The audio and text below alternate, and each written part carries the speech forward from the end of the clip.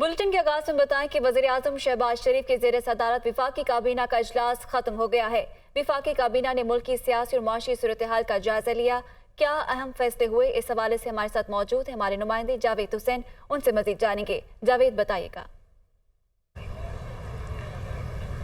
जी बिल्कुल, विफाकी काबीना का इजलास कुछ ही देर कबल जो है वो वज़ीर-ए-आज़म शहबाज शरीफ की ज़ेर सदारत होने वाला इजलास ख़त्म हो चुका है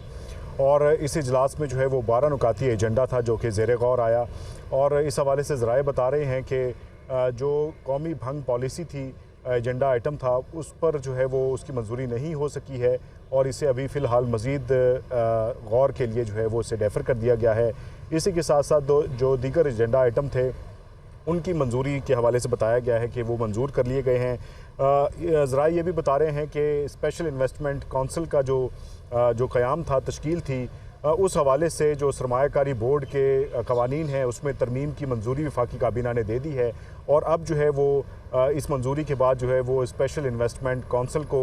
बाकायदा तौर पर सरमायाकारी बोर्ड का एक हिस्सा बना दिया गया है, जिसमें 3 उनके जो फोरम्स हैं, जिसमें एपेक्स कमेटी है और एग्जीक्यूटिव कमेटी है और इम्प्लीमेंटेशन कमेटी है, और उनके तमाम तर जो इक़दाम हैं उसको सरमायाकारी बोर्ड के हवाले से जो कवानीन हैं और कवायद हैं उसका हिस्सा बना दिया गया है। इसी तरह से आपको बताते चलें कि जो एजेंडा में पर्सनल डाटा सेफ्टी बिल था जो आईटी मिनिस्ट्री की जानिब से पेश किया गया था वो मंजूर कर लिया गया है और काबीना इजलास में ई सेफ्टी बिल के हवाले से भी बिल पर गौर किया गया था, उसकी भी मंजूरी दे दी गई है। एहतसाब अदालतों की तश्कील 9 के हवाले से जो समरी पेश की गई थी उसका भी मंजूरी दी गई है और इसी के हवाले से